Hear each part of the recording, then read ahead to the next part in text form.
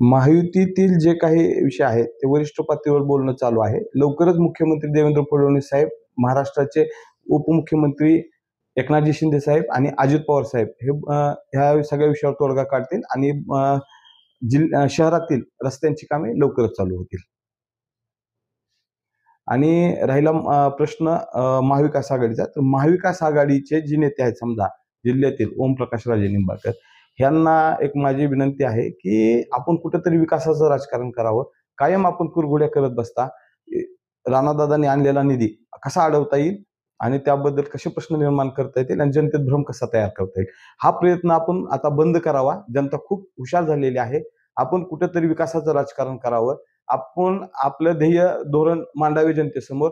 तुम्ही धाराशिव जिल्ह्यातील शहरातील लोकांना रोजगार कसा देणार आहात, तुम्ही धाराशिव जिल्ह्यातील रस्ते असतील किंवा इतर दळणवळण साधन तुम्ही कसे निर्माण करणार आहात, MIDC साठी काय करणार आहात, युवकांच्या शिक्षणासाठी काय करणार आहात, या संदर्भात तुम्ही तुमचं विजन मांडणं गरजेचं आहे.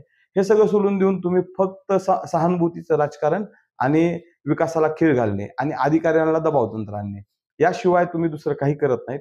हे आता जनतेनं तुम्हाला ओळखलं आहे.